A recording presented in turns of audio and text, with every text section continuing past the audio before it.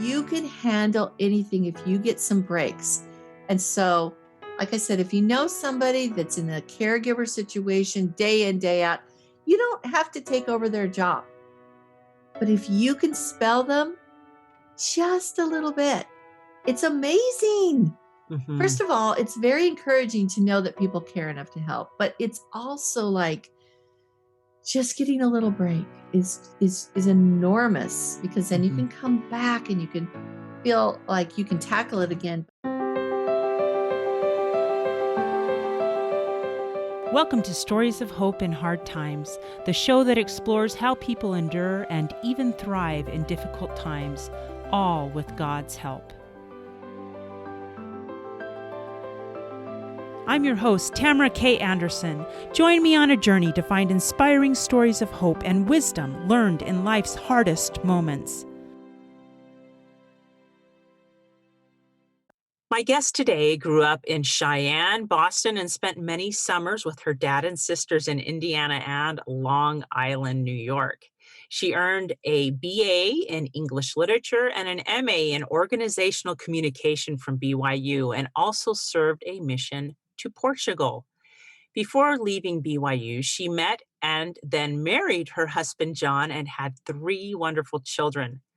After they lost their 10-year-old son to complications from a near drowning accident when he was 18 months old, Kristen began homeschooling her daughters for a few years. After her youngest was launched, she began writing to help parents tackle the taboo topic of pornography. Her Good Pictures, Bad Pictures, Read Out Loud books are both Amazon #1 bestsellers, and she is the founder of the protectyoungminds.org website. I'm pleased to present Kristen Jenson. Kristen, are you ready to share your story of hope? Yes, Tamara, I would love to. Thank you for having me on. Oh, I'm so happy to have you here. Now, we always like to start with a little bit of an icebreaker. And one of the interesting things about you is that you have switched to mostly a vegetarian diet. Why don't you tell us a little bit about that? Well, yeah, I was always interested in health. I think after I had my first child, I gained a lot of weight, and it wasn't so much the weight as like the energy. Like I had no Mm, energy. My husband would come home from work and have to take over. I was just mm, completely exhausted. And so I made a few improvements. I started walking, just learned a lot about, the value of eating a mostly plant-based diet. mm. And this was back in the day when it wasn't, I think it's become a lot more popular, and also there's a lot more science to back it up. But yeah, my husband had cancer. He still kind of lives with it, but it's in remission. And it's usually in the background of our lives. Mhm. It's been maybe 10 or 12 years since he started treatment, and he hasn't been treated. So, but I felt very strongly during his treatment that if we would do our best to live according to those principles where we ate, mostly plants, then we would be sustained, and that he could withstand the treatments. And, never got any promise of a cure. You hear Right. these people have these great stories about that. My mother once told me, she said, "Isn't that boring?" And I'm like, oh my gosh, like, no, there's so many great different ways you can use vegetables and grains. And so we have been doing that for, I don't know, it's been a long time. At least And 10 years, right? at least, yeah, and we don't we're not strict, Mm. if you invite us over for dinner and you've got pot roast, we're gonna enjoy your pot roast, right? And I feel like that has been a good way for us to go. That So, is but I don't awesome. tell anyone else what to do with their diet. Just everyone gets to decide that. Everyone gets to figure that out. That's cool. So what you're saying is even though you live a mostly vegetarian lifestyle, that you eat very well and you have some really tasty food? Yes, I do, because I like to throw things together in the kitchen that I've never tried before, and that is a fun part of what I do to kind of balance out the dark things I have to deal with talking about pornography and all those kinds of things. So Yeah, it's yeah, nice to yeah. have a hobby that, No, I is agree. Yeah, and I have that same hobby. It makes me happy to go into my kitchen and to make something or bake something or try a new recipe.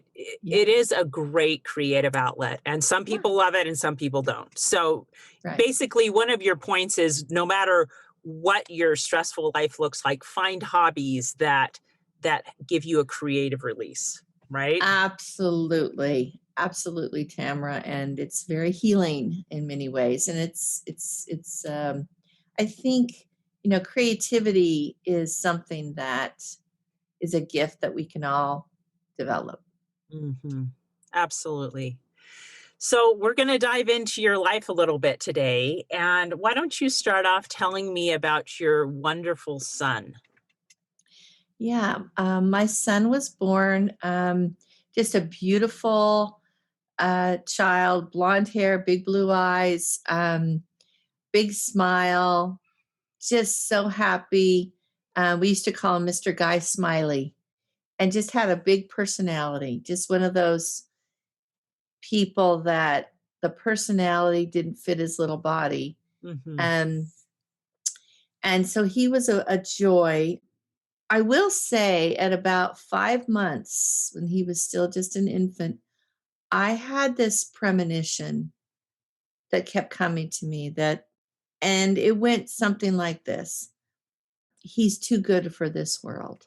Mm. And I would question that. In fact, I would kind of argue against it. Like, well, there are a lot of really good people in this world and we need them. And, I would just kind of try to put it out of my mind. But when he was 18 months old, we had a tub, just like those plastic bushel size tubs that we kept in our yard, that was kind of like for their playground, the little sandbox toys and their toys Mhm. I'd put in that. And we had a sandbox and we had, a swing set and all the things that you have when you have young children, because I had an older daughter. And one day we went out there right around this time of year.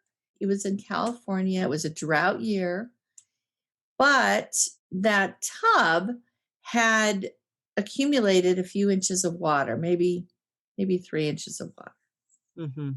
over the course of the few months. But we were outside. My daughter was napping. My husband was down planting some trees on a slope that we had in our backyard. And so he asked me to go get something. Lauren was playing in the yard, and I saw him go over to that tub, and I thought he was going to pull out a toy. Um, and I didn't think anything of it. In fact, a feeling of joy came over me, Hmm. that I was so grateful to be that little boy's mother. And just his spirit. Um, and so I just went inside to hunt for whatever my husband needed, came back out, gave it to him. And then from where I was up on the deck, I couldn't quite see where that tub was. It was kind of obscured by a retaining wall. And anyway, um, but I noticed that I couldn't see him. And so I went looking. Anyway, we eventually thought maybe he had gotten up, was wandering outside up front of our yard, maybe on our cul-de-sac. I ran up there. Anyway, we finally found him. He had fallen into this tub. And, little children, he's like 18 months old, they're so top heavy that, you think of a child, you think they could just pull themselves out. But what I found out since is that children can actually drown in toilets. They Mm, get disoriented, they suck in the water, they don't, they're exploring, they may fall, and their heads are so much heavier. So their center of balance is here rather than in their middle. And mhm. so it's hard for us adults to kind of imagine, but kids can fall into things and buckets and really, then they can drown. And so that is basically what happened to my Ah, son is he fell into this bucket. He couldn't get himself extricated and he couldn't breathe. And so he basically, um, they call it a near drowning because he didn't end up dying from it. mhm, We called 911. And I felt devastated because this was on my watch, mhm, right? Wasn't my husband watching him. I'm glad it was on my watch because I only had myself to forgive. Um, at the time, I don't know that I was as forgiving a person. I wondered if I would have forgiven my husband. mm, I wondered. So I was glad it was on my watch in a sense. But as I waited for the ambulance, and as my neighbor actually come over, he was a police officer. He was doing CPR, and as I waited for the ambulance, I remember this feeling came over me of you are not to blame yourself for this. This was an accident. mm. You are not to blame yourself. And just feeling free of that blame, Wow. which was a gift. Yeah. That was a beautiful gift. And I remember afterwards trying to make myself feel guilty about it because of course, and I was responsible. I was his Mhm, mother.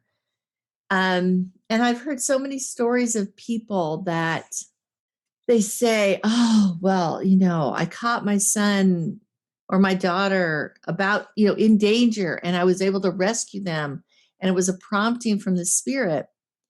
And I always felt bad about that, like what was wrong with me that I couldn't feel the spirit, but I actually did feel the spirit that day several mhm, times. So I feel like I was open to the spirit. I know that if the spirit had wanted to warn me, I could have been warned. mhm. Okay. Because I had felt some other things that day. I knew that I had been open to the spirit. So anyway, long story short, he was transferred to the hospital. They came and told me that I should consider organ donation because they just didn't know. Basically, they went in and they were trying to get resuscitate his heart. Mm, Now, this is a little 18-month-old cherubic little boy, and they were trying. And what I heard from the medical personnel is that um, he he wasn't responding. They weren't getting him, and so they call time. This is what they do. They say, okay, we've got to call time, meaning they're going to work on it on this person 15 minutes or a half an hour, whatever it is, and then they mhm, all agree that they can stop, right? They can mhm, stop trying to resuscitate that person. So it's a procedure that allows them, once they've pretty much given up, to just say, okay, we're going to try this much longer. And mhm. apparently, as soon as they called time, his heart came back. So Wow. I just think he was off, having a great time. Uh, and then it's like, oh, I better get back. So that was the initial accident. They transferred him to Oakland Children's Hospital to their pediatric intensive care unit. Mhm. And at the same time, I was pregnant with my third. Wow. So this was, all kind of yeah, it was pretty tough there. he was in the hospital for a little less than 6 weeks. Wow. And when he came home, he was still what they would consider in a coma. A coma in the movies, there's a person, they are in a coma, and then all of a sudden they're open their eyes and they're fully engaged. Well, Right. most coma patients don't come out of a coma that quickly. Right. It's a process where your brain reorganizes and is able to, but they told us some bad news there. They said that when you have like a global like anoxia where you aren't breathing for a while. Right. And now if you're in a cold icy stream, that actually is great because it shuts down your metabolism. It shuts down, and that's probably, if you're going to have a near drowning accident, in a very cold stream is the best place if you could choose. But that really wasn't the case with him. And they they take a blood sample now, and then they measure the pH of the blood. Now, why So is if you that? haven't been breathing, it's going to change. And so everybody on the Oh. planet is between like a 7.35 and a 7.45 pH. Oh. And you really, this whole thing about pH, you hear about this, but your blood is in a very, very narrow range. Mm-hmm. It has to be. So he was 6.8, Oh. which means his blood was very acidic, and they did not give him any kind of hope that he would be. They basically said he will be in a vegetative state his whole life. That's it. Wow. That's what the research says. That's, we hate to tell you this. And, I was full of faith, and, we prayed over him, and we just felt like, he was going to live a normal life. What happened was we normalized around his life. Mm. It became normal for us. He did become more awake, actually. So he was not in a vegetative state, but he was very impaired. He couldn't talk. He couldn't move a whole lot, Mm-hmm. but he could vocalize. He could recognize people. He could listen to music and really respond that way. And so, but it took, a year as he just, little by little by little, his mind, his brain kind of reorganized. That's I can't even imagine experiencing that. So I guess my question to you was, how were you doing through all of this with, you're being pregnant and then having a baby, and also now having almost a second baby to care Oh for yeah. because he was bedbound.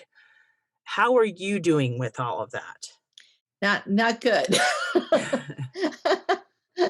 I was well, I really actually I was very I was full of faith though. I knew that God would bless us. I felt very sure. I was reading my scriptures every day. I felt that was my lifeline.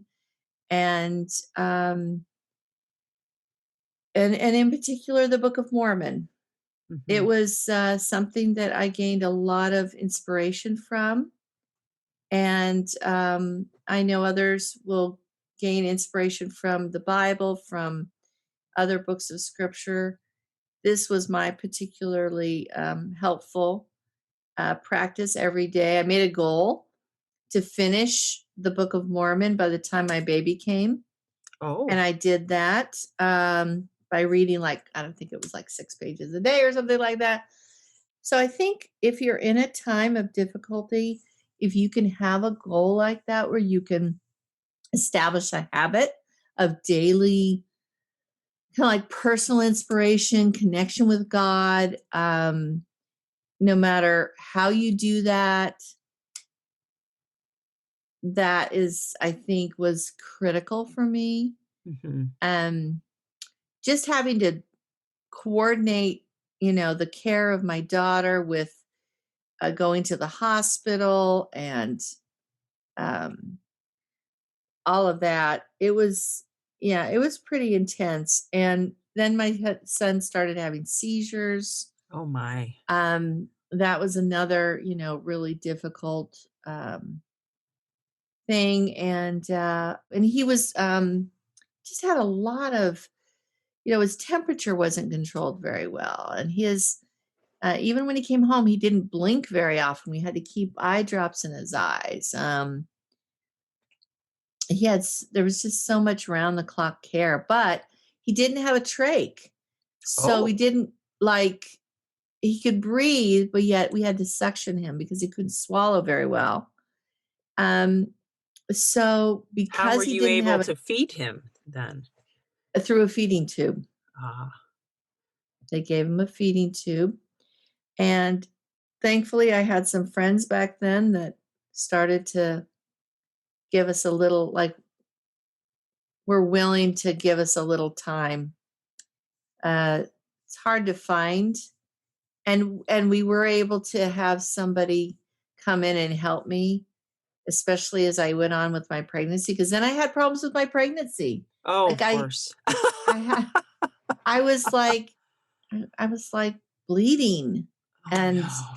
I was threatening to lose this child too. And like, what more can I do?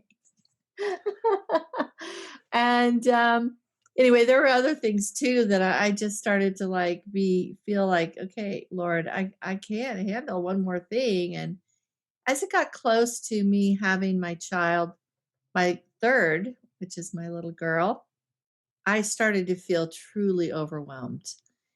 How was I going to be able to take care of a newborn and this very medically fragile child Mhm. who required round the clock care? It's till you've experienced it, um, it's just a whole nother level of exhaustion. Mhm. Because a healthy newborn is exhausting Oh, in and of yes. itself. But having a child in that kind of medical condition was, and then thinking of a newborn coming along. And I remember feeling absolutely overwhelmed. And the thought came to me, Kristen, just keep on keeping on. Mm. And that was a slogan that I remember hearing when I was a kid, just keep on keeping on. Mm. And I thought, okay, the spirit, I believe, speaks to us in language that we understand Mhm. and that is unique to each one of us. Mhm. And so I remember, and I had many other spiritual experiences that just let me know that God was aware of me and that, and I had one kind of I kind of had a vision of an analogy. And I have shared this with other people who are going through tough times. And maybe this was just for me and maybe it won't work for others, but I'll share it now. And that was, every day, you just have to get through every day. Mm. That's all. Like, because when you're in a trial and a difficult situation, if you take on the entire future, that's too much. Mhm. That's too much for any of us. Mhm. And that's why I think Jesus said, sufficient unto the day is the evil thereof, right? Sufficient unto the day is the evil thereof. Um, you only need to deal with today's problems today. Just Mm. just get through this one day. And so I had this idea of, at the end of the day, I would build a brick. When I woke up in the morning, I built a brick wall in my mind at the end of the day. Huh. So I was to get up to that walk up to that brick wall. So throughout the day, I'm getting towards that brick wall that is the end of the day. And I am not to look, oh, it's a tall brick wall. Mhm. I am not to try to climb it and look over Mhm. it. I am not to do any, just get up to that brick wall and go to bed and get a Mhm. little sleep.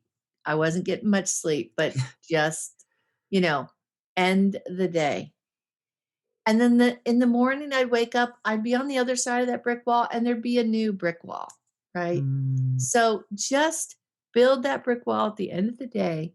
Don't try to take anything more than one day at a time, because there are some times in your life that is all you can do is Yes. get through one day. And if you can just have that expectation, Lord, give me enough to get through this one day. I think that's powerful. I think that is just all we can do. Sufficient unto the day is the evil thereof. It's Yeah. all, that's all. Just deal with today's problems. Don't worry about how you're going to get through the rest of it, because you don't know what blessings are coming, what things will come into your life to help you. And we actually were able to hire someone, Angelia, and she came and helped us for a couple of years. I don't know Wow. what I would have done without her. She was your angel. She was my angel. It's funny because her name, we always thought her name was Angelia. And it wasn't until years later I found out we were mispronouncing it. It was Angelia, like with an AR. I'm like, well, we like the name Angelia better because that's actually what you were to us. You were an angel. Oh. So yeah, so my little daughter was born. Thankfully, she did not need to be in an ICU. Thankfully, we were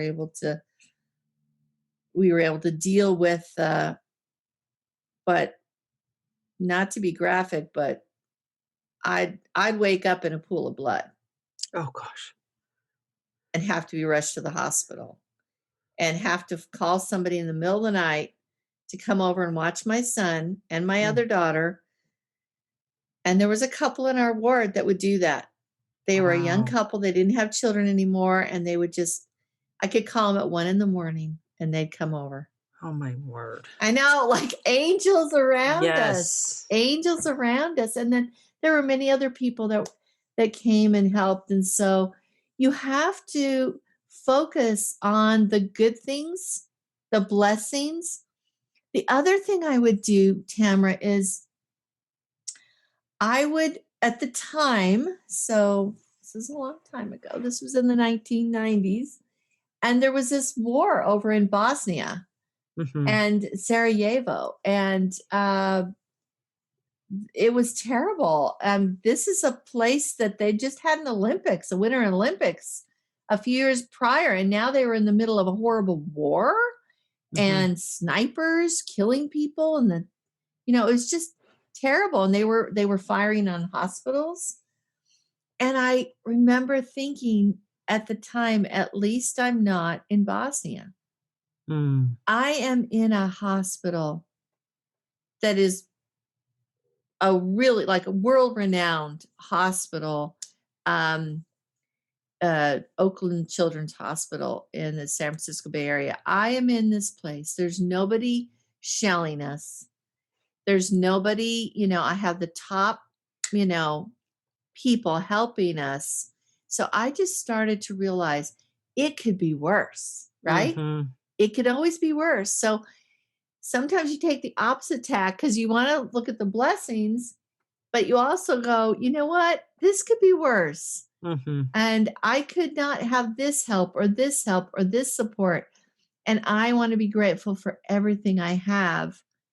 And that also is a big, uh, if you look at the opposite side, it can always be worse. So just be grateful Oh yeah. for the blessings you do have and hang on to them.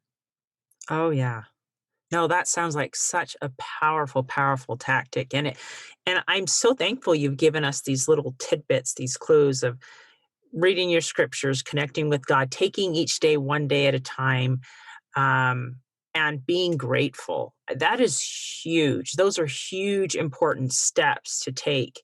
We're going to take a quick break, but when we get back, we're going to have Kristen give us some tips that she would share with caregivers so that they can keep going. Stay tuned.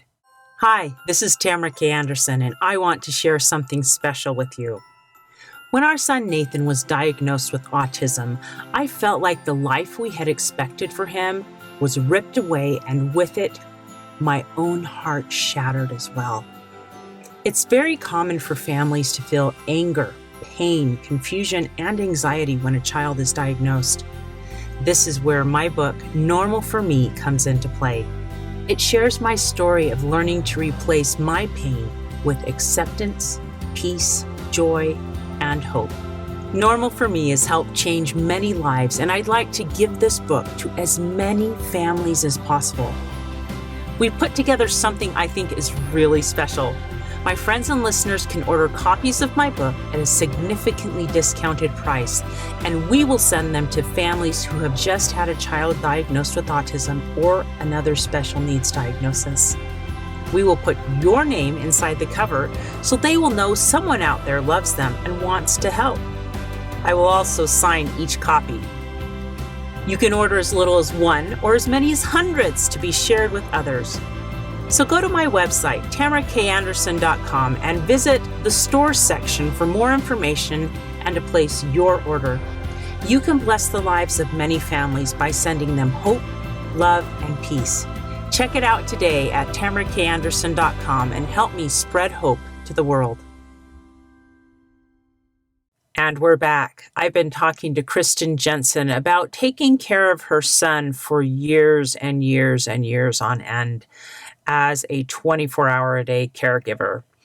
And Kristen, what I'd love to ask you now is, would you mind sharing with us some tips that you would share specifically for caregivers? Because you've talked about how the first tip is to get help, to not try to do something so daunting on your own. But what other tips would you share with caregivers?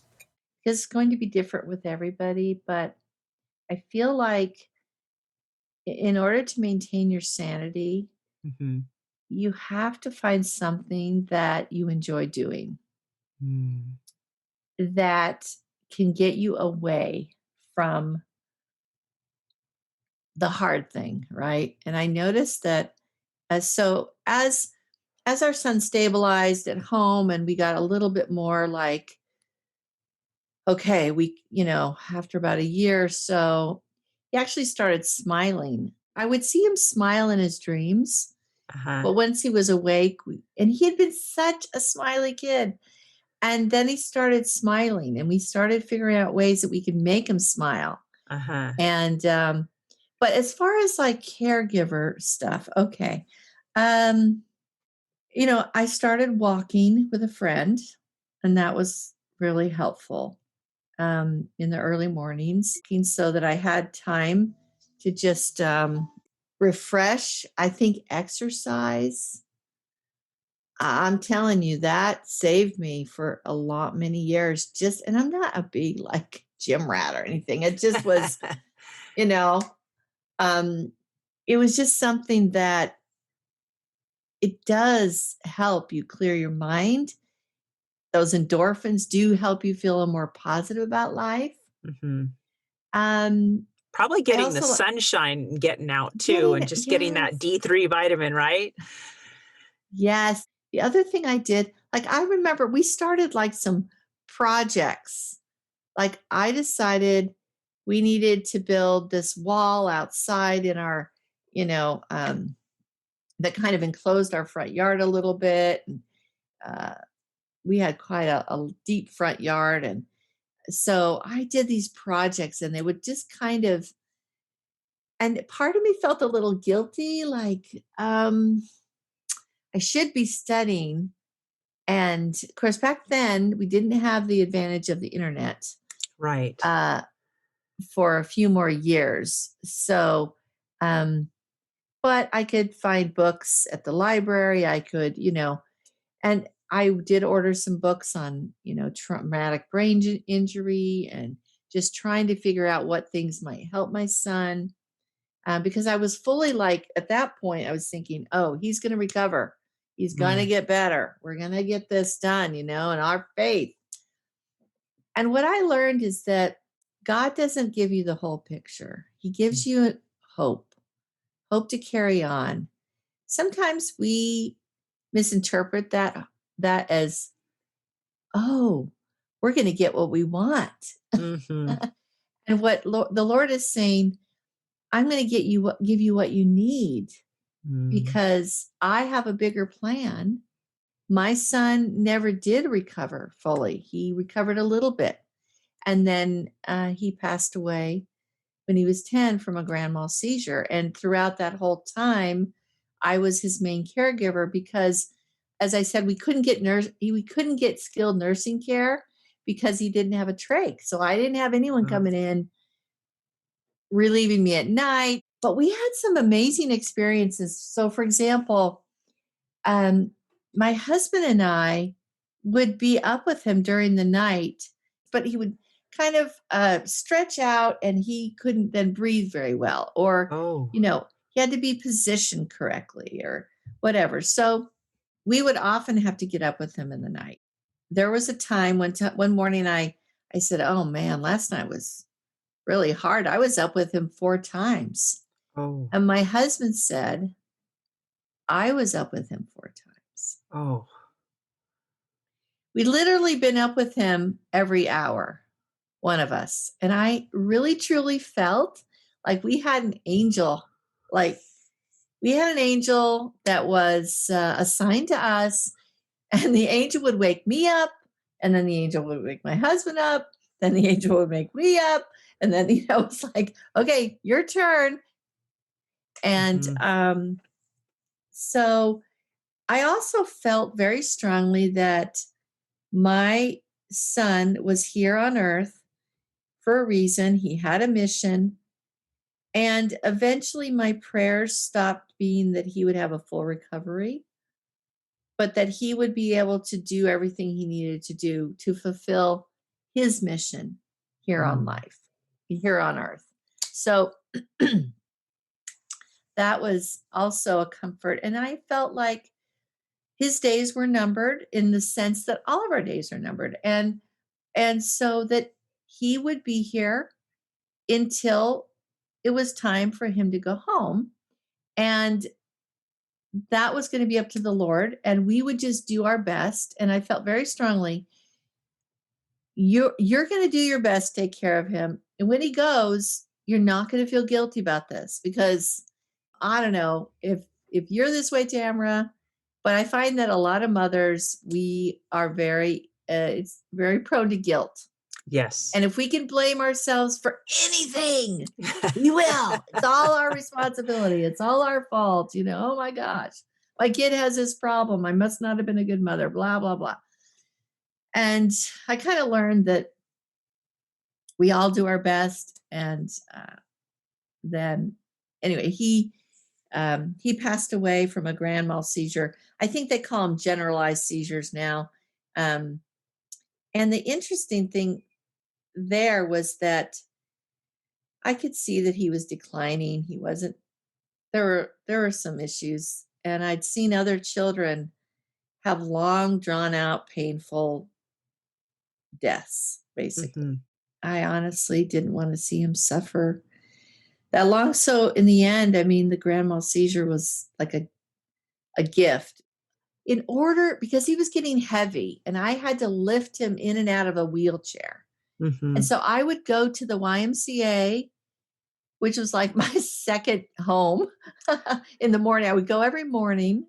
Guess I was a gym rat at that point, but it was just, I would do the whole, I had a Lifting with workout your arms. routine. I was lifting 100 pounds, and I would swim, and I would get exercise so that I could, deal with all the stress of taking care of that child. So um, I went out that morning. I woke my husband up. I'm going, and I left. He was he was doing fine. I rearranged him. Everything was fine. Totally good. I came back, I talked to my husband for a few minutes. He was still in bed. And I said, Lauren's quiet. And I went in, and he had literally flipped over to the other side, and he was gone. He was gone. But what was interesting is a few months earlier, I got this crazy idea to take a Red Cross lifeguard course. And I had to really prepare for it. I had to be able to swim 10 laps doing the crawl, which is no mean feat, actually, if you try it. And you're not, and you're out of shape. But I had to work up, and so I did that whole course. And in this course, I learned CPR. And you would think I would have known this, but since I'd seen CPR being done on him originally, I had a traumatic, I didn't want to, You didn't want to learn it. I didn't want to learn it. But I made myself learn it for this course. And so when I went in and I saw him, and I could tell he was gone, but I didn't know how long he'd been, and I thought, I'm going to do CPR. So we pulled him out of this bed, put him on the hard surface, and I was doing CPR until the medics came. And they took over and determined that he had been gone too long, and it was a lost cause. I mean, it was just, there was nothing they could do. But, Tamara, had I not known CPR, had I not been able to do it, I would have always wondered. And that was a tender mercy to be able to just do that on my son, do that for him. It didn't work, but it worked for me because I did everything possible. And I also knew that had it been important for my husband to hear him struggling, I mean, he obviously was, to hear that happen, he would have been up and gone, because we had been doing this for years, right? So I knew that it was okay, this is just what God has kind of been warning me about. And I always had this thought that it would be in the morning and that I would find him.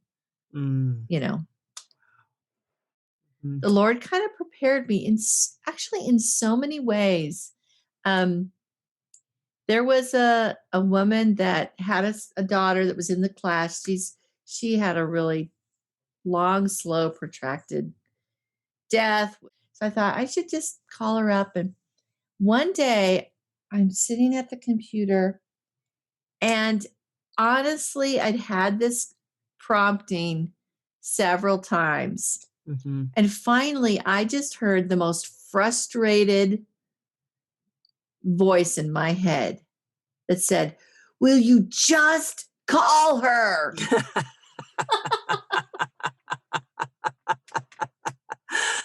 This was a week before my son died.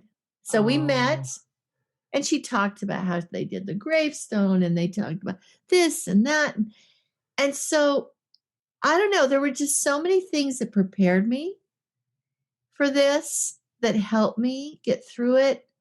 So I know the Lord, even in our extreme situations, I know the Lord is there. He's in the details. He helps us. He brings people to help us. He arranges things.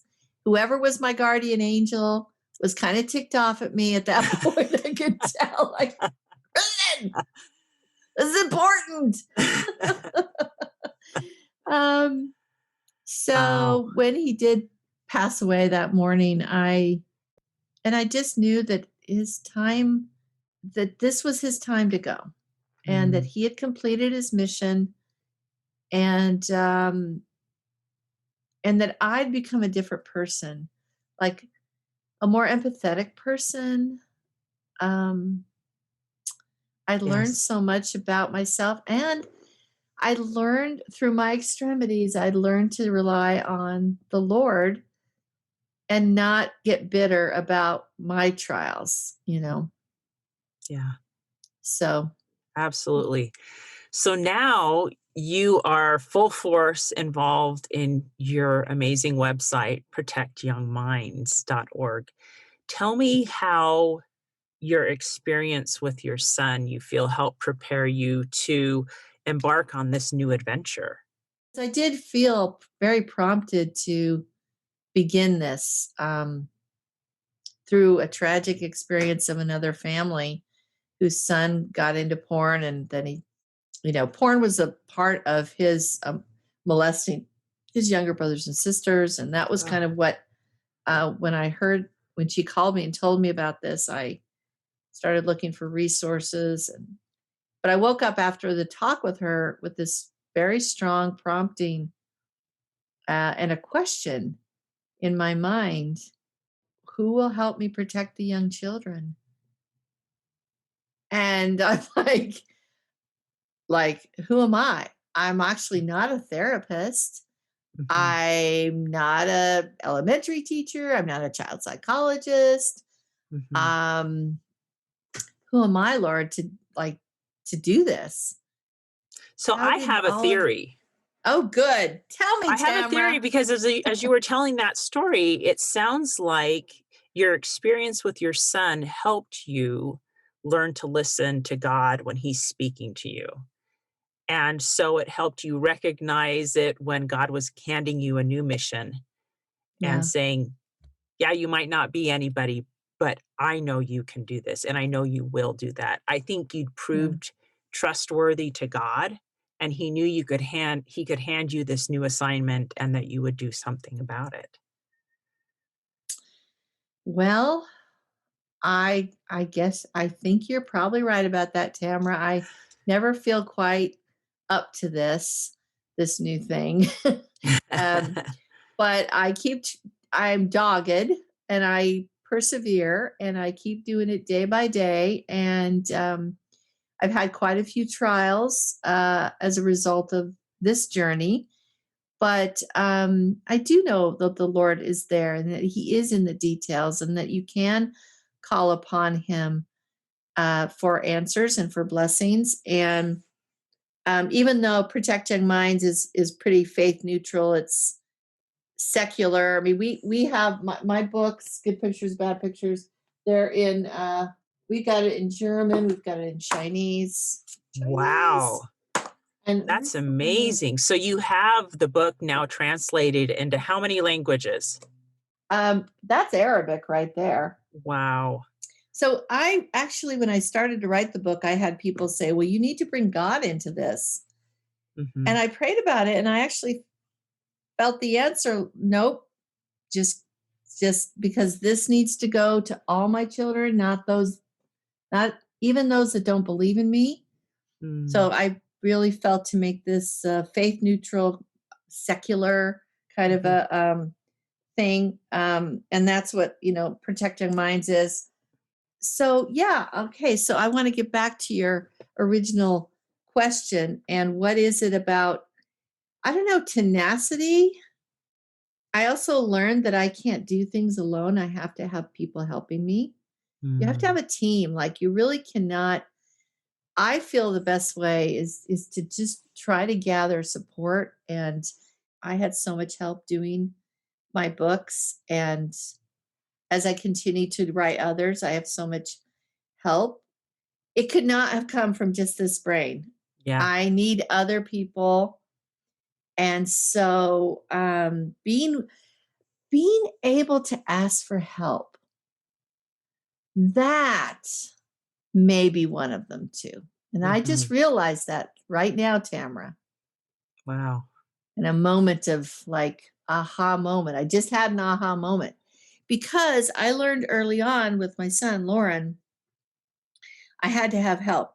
Mhm. I I wish I would have had more help actually, but I Yeah, I mean, bet you I was do. grateful for the help I did have. And I had to have help. I couldn't do it alone. I could not do it alone.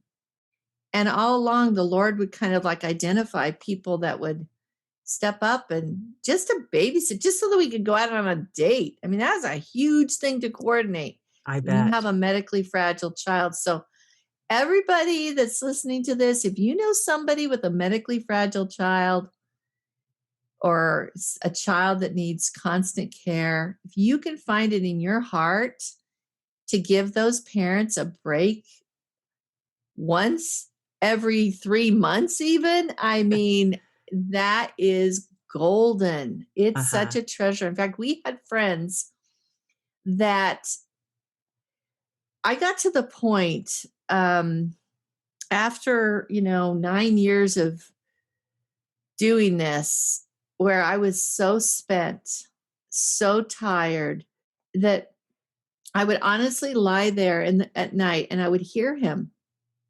My angel would wake me up. I would Mhm. hear him struggling to breathe, my Oh, child, and I could not move. oh. And I'm sure people could judge me for that, but honestly, that's called burnout. Mhm. That is Just called complete true, exhaustion. complete burnout. And I would wake my husband and I'd say, I can't get up. I can't go one more time. And so we had planned this trip to Hawaii. And it was like the first time we could I mean, this was like a once in a lifetime thing. And the only way we could do it was we had these wonderful friends who came and lived in our house and took care of our son while we were gone. And Mm.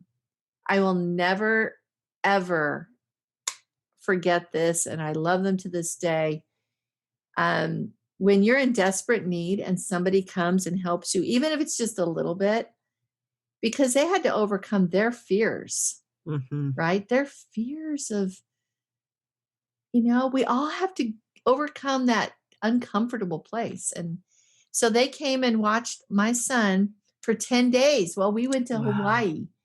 And my husband came back from that. To this day, he wears Hawaiian shirts almost every day. He loves listening to Hawaiian slacky guitar. Like that experience for us was so wonderful. And I came back from that able to handle things again. Mhm. You can handle anything if you get a break. That's true. You can handle anything if you get some breaks. And so, like I said, if you know somebody that's in a caregiver situation day in, day out, you don't have to take over their job. But if you can spell them just a little bit, it's amazing. First Mhm. of all, it's very encouraging to know that people care enough to help, but it's also like just getting a little break is enormous because then you Mhm. can come back and you can feel like you can tackle it again. But the month before we left, my husband got up every single night, every single time. Wow. He just said, "You rest." And he had a full-time job to go to the next day. Wow. So I don't know where he got I'm sure God just helped him, but I was spent. I couldn't do it. For a Mhm. month, he did that for me. Wow. So that's true love. Yes, it is. Oh my goodness. Anyway, Wow. Now, Kristen, this has been such an amazing experience. I just feel so blessed that you've been able to share so many bits of wisdom. I love this last one that you've shared about getting a break and giving yourself that ability to take breaks, but how much we need each other, especially at times yes. like that. So people are going to want to connect with you because of your amazing story here. Would you mind telling us how they can find you and where they can find you on social media or your website? And please tell us about Protect Young Yeah. Minds. Oh, sure. Yeah. So you can always connect with me. A lot of people come to my author page, which is sorely neglected on Facebook. I'm not very good at it. Protect Young Minds. We built this to help parents on this journey of digital parenting, which is an enormous challenge, Mhm. an enormous challenge with all of the pressures, all of the ways kids can get into um, problems. We try to keep parents up to date with the latest threats, but also the latest tools and parenting advice. We find that raising children who are resilient, emotionally resilient, actually really helps with all kinds of risks. And so we are doing a lot with that. We just came up with a wonderful curriculum that is video based. It's got videos and teacher scripts and workbooks, and all of that can be accessed through our website, protectyoungminds.org. We're just trying to help parents have every tool because it's daunting. It is Mhm. daunting. You've got people who are highly skilled, well paid, working against you, trying to get your kids pulled into some of these things that are, you know, not going to be healthy for them and Mhm. healthy for their minds. So, yeah, come visit us Wow. at Protect Young Minds. We've got so much to offer, and most of it is free. And we just want to help. I just want to help with this problem. I don't know. And I'll tell you, Tamara, one more thing. When I first found out about the problems with pornography and how it was breaking up marriages and how it was addicting people and all these things, I was like, that is like horrific. Like, and I honestly told the Lord, I can't help you with that problem. Maybe I could build a orphanage in Mexico someday or something, like I just like maybe I could do that, but I cannot help you with that problem. And if you tell the Lord that you can't do something, he might take it on as a personal challenge. So, just a warning. Probably shouldn't do that. I haven't done that since. But when he did inspire me, he gave me the heart and he gave me the desire to do this work. And I still have to employ the same things that I did with because it's heavy. I We don't even share on Protect Young Minds all of the ugliness. We try to keep it at a level that isn't going to overwhelm people because when people are overwhelmed, they get frozen. So we try to give people bit by bit, um, obviously, if you want to know more information, there are many ways to do it. But we so I have to deal with a lot of this darkness. And so what I do now is I find ways, creative outlets. We're going to go, like, after this interview, we're going to go buy some e-bikes so that we can get out, Oh, when the fun. weather gets a little better here and get some exercise together. And we've got some plans this summer to do some fun trails. You just have to make sure you have some joy in your life and recreation Mhm. that will sustain you Mhm. as much as you can. Now, if you're in the thick of it, sometimes you just can build the wall, get through that day, right? Yes, But absolutely. as maybe get to a more longer term, somewhat stabilized situation, I think that doing things for yourself, finding that recreation is really important because you no matter what it is, you could burn out. You can burn out on these situations. You have to figure out ways to refresh yourself, Mhm. you know. Yeah. So No, and that I found that to be true in my own life. Very, very, very true. Oh, man, Kristen, this has been so fun and so fantastic. I relate to your story in so many ways because of my son's on the autism spectrum, especially feeling so overwhelmed and exhausted. I totally have felt your pain as you told that story, but I feel such hope with all the tips that you've given here. I've seen them be true in my own life. And I know as people apply them in their lives that they will find the same help and strength and relief, both through God and through the angels he sends. So thank you for sharing Oh, your story of hope. anyway, I'm grateful for Heavenly Father. I'm grateful for Jesus Christ. I know that none of us are perfect. He will help us, and he really will be there every step of the way. You don't always feel it. You don't always feel like he's right there. But I do believe that they're there and that they're concerned about us, and they're outside of time, so they can spend all the time they need just focusing on you and knowing what's right and setting things up, bringing people into your life, setting up blessings. So if you have something you're praying for, just keep going and know that the answer to that prayer is coming. It's coming, and it may not be exactly what you imagined, but it will be the perfect thing for you. Hey, thanks so much for listening to today's show. If you like what you heard, subscribe so you can get your weekly dose of powerful stories of hope. I know there are many of you out there who are going through a hard time, and I hope you found useful things that you can apply to your own life in today's podcast. If you would like to access the show notes of today's show, please visit my website, storiesofhopepodcast.com. There you will find a summary of today's show, the transcript, and one of my favorite takeaways. You know, if someone kept coming to mind during today's episode, perhaps that means that you should share this episode with them. Maybe there was a story shared or a quote or a scripture verse that they really, really need to hear. So go ahead and share this podcast. May God bless you, especially if you are struggling, with hope to carry on and with the strength to keep going when things get tough.